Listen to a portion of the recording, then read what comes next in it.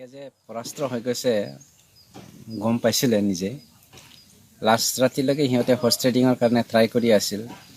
Even আমাৰ পৰিয়ালৰ ওচৰত আহি পেলাই তেওঁলোকে দাবী ধমকি দি পেলাই আমাক কিনাৰো ব্যৱস্থা এটা কৰিছিল। হয়, আমাৰ পৰিয়ালৰ ওচৰত আহিছে, আমাৰ ওচৰত তেনেকৈ ডাইৰেক্টলি অহা নাই। কোনো 50 কোটি কাৰোবাৰ 100 কোটিলৈকে কৈছিলে। 100 কোটি মোৰ ওচৰলৈকে অহা নাই, কিন্তু আমাৰ মানুহবিলাকৰ ওচৰত আহিছিল, কিয়নো মোক জানে সিহঁতে আৰু কিনিব নোৱাৰে বুলি। কিন্তু প্ৰথম ট্ৰাইটো মোকেই কৰিছিলে, আৰু মই অন ৰেকৰ্ড সেইখিনি আপোনালোকক দেখুৱাব পাৰোঁ, সময় আহিলে মই ক'ম। এনে লিডিঙত কোন আছিল? BPF-ৰ কোন ধৰণৰ নেতা আছিল এইবিলাকত?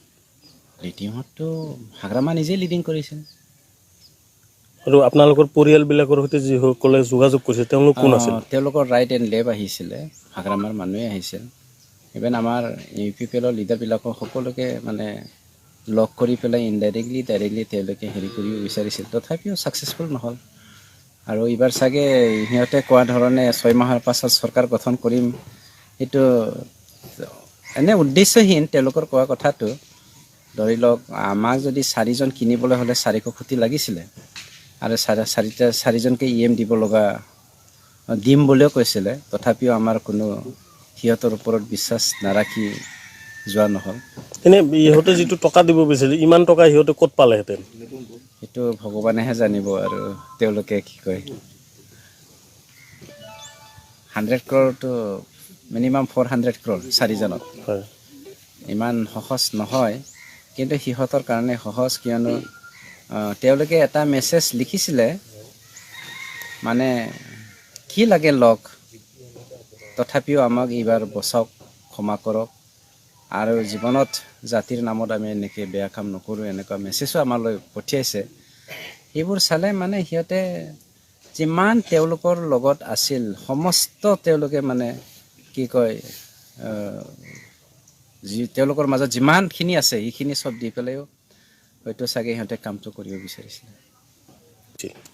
নাই, তেওঁলোকে যে পৰাস্ত হৈ গৈছে গম পাইছিলে নিজে।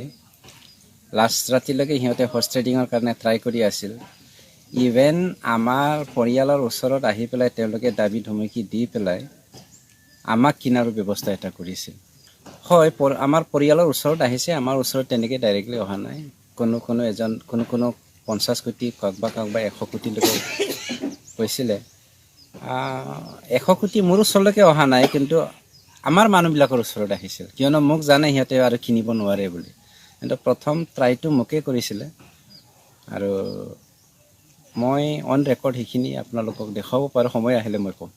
এনে লিডিঙত কোন আছিল? BPF-ৰ কোন ধৰণৰ নেতা আছিল এইবিলাকত? লিডিঙততো হাগ্ৰামা নিজেই লিডিং কৰিছিল। আৰু আপোনালোকৰ পৰিয়ালবিলাকৰ সৈতে যিসকলে যোগাযোগ কৰিছে তেওঁলোক কোন আছিল? তেওঁলোকৰ ৰাইট এণ্ড লেফ্ট আহিছিলে, হাগ্ৰামাৰ মানুহে আহিছিল। ইভেন আমাৰ UPPL-ৰ লিডাৰবিলাকক সকলোকে মানে লগ কৰি পেলাই ডাইৰেক্টলি তেওঁলোকে কৰিব বিচাৰিছিল, তথাপিও ছাকচেছফুল নহ'ল। আৰু এইবাৰ চাগে সিহঁতে কোৱা ধৰণে 6 মাহৰ পাছত চৰকাৰ গঠন কৰিম, সেইটো এনে উদ্দেশ্যহীন তেওঁলোকৰ কোৱা কথাটো। ধৰি লওক, আমাক যদি 4জন কিনিবলৈ হ'লে 400 কোটি লাগিছিলে, আৰু 4জনকে EM দিব লগা দিম বুলিও কৈছিলে, তথাপিও আমাৰ কোনো সিহঁতৰ ওপৰত বিশ্বাস নাৰাখি যোৱা নহ'ল। এনে ইহঁতে যিটো টকা দিব বিচাৰিছিল, ইমান টকা সিহঁতে ক'ত পালেহেঁতেন? সেইটো ভগৱানেহে জানিব, আৰু তেওঁলোকে কি কয় 100 crore মিনিমাম 400 crore 4জনত। হয়, ইমান সহজ নহয়, কিন্তু সিহঁতৰ কাৰণে সহজ, কিয়নো তেওঁলোকে এটা মেছেজ লিখিছিলে, মানে কি লাগে লগ, তথাপিও আমাক এইবাৰ বচাওক, ক্ষমা কৰক, আৰু জীৱনত জাতিৰ নামত আমি এনেকৈ বেয়া কাম নকৰোঁ, এনেকুৱা মেছেজো আমালৈ পঠিয়াইছে। সেইবোৰ চালে মানে সিহঁতে যিমান তেওঁলোকৰ লগত আছিল সমস্ত তেওঁলোকে মানে কি কয় তেওঁলোকৰ মাজত যিমানখিনি আছে সেইখিনি চব দি পেলাইও হয়তো চাগে সিহঁতে কামটো কৰিব বিচাৰিছিলে।